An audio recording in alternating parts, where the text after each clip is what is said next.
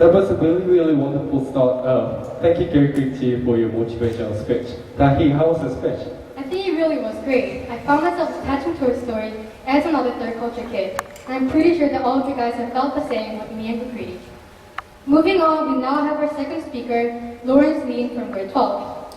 He will give us a speech about how we should learn and live. Please welcome Lawrence Lin to the stage.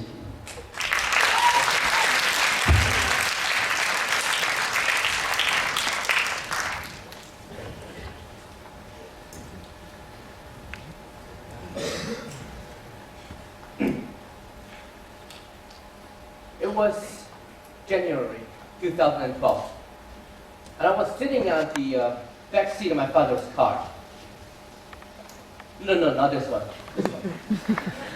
And I was feeling extremely anxious about something. I was feeling really scared. And you may ask why, and I'll tell you. Because it was the first day of school. Now I believe most of you here must have shared that experience. Put your hands up if you've ever been scared because it's the first day of school. Yeah, and I was no different. I remember that it's the first time that I'm coming to an international school here at IST.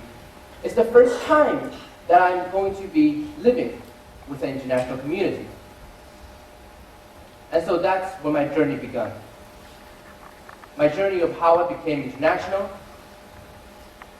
to today. I am going to share with you 3 stories of my life. And through it, I'll tell you what I learned because I'm international. So may I draw your attention to this picture on the screen here. It was taken in 2010. I was at the Shanghai Expo. Some of you might remember that happened. And I was making a speech with the World Food Program in the UN Pavilion. And on this picture, I was communicating with a family that just came from Bangladesh who were the victims of poverty. And now it's the first time that I actually got to communicate with this family coming from such a different cultural background than the one that I'm used to. And so I was talking to them and I learned something. I learned that being international means more than what's around you. It means there are so much things happening than what's happening around your community and what's around your cultural circle. And here is the second story.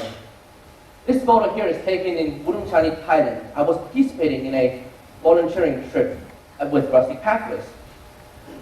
Here I am teaching a group of local students in a local school English. Now it was there that I was together with a bunch of other students from different schools around the world, and I lived with them in this completely new cultural surroundings than the one that I live in. And it really made me reflect. And through helping these people, and through working with the youth from around the world, I learned that being international means the need to help. It means because we're international, we have this duty within us to go out there and help those who are in need. The third story. This photograph is taken on Victoria, just an island off the coast of Vancouver in Canada. Now I was there for a 3-week youth seminar on youth leadership. And I lived there with, again, a bunch of students from around the world, but this time for 3 weeks. It was the first time that I lived with this much students for this long period of time. And there's an interesting story I want to tell you. It's in Vancouver that a few decades ago, an organization called Greenpeace sailed off on their first mission. And I was there and I actually got to meet one of the first founders of Greenpeace. And I was exposed to so much environmental ideas over the course of 3 weeks. So what do you do when you are in this very location that Greenpeace sailed off? What do you do when you are being exposed to so many ideas on environmental protection? Well, the answer is simple. You become a hippie. And so that's what I was here for a brief period of time. I went all anti-war and go green. But I remember one of my friends said something to me, and I remember it to this day. And I want to quote, "One day, it's going to be us who are sitting around dealing with this world."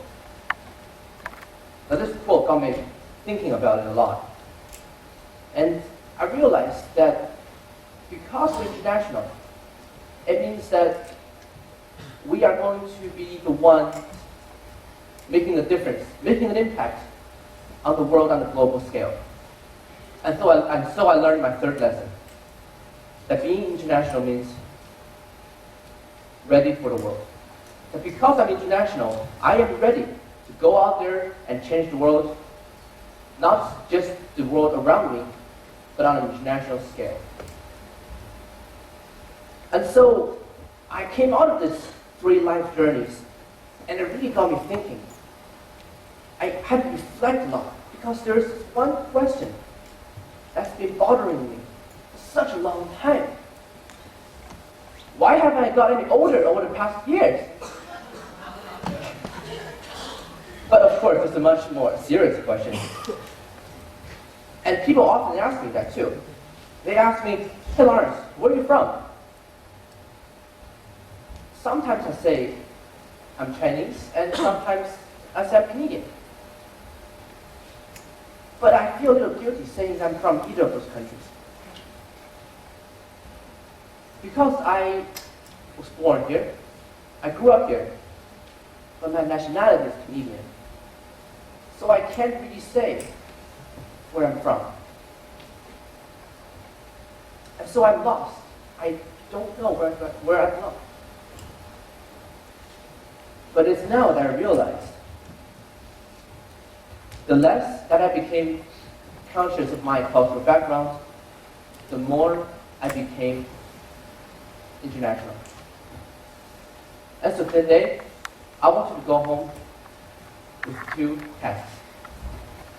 One is to ask yourself, where do you belong? And the second is to go home and reflect. What being international taught you? Thank you.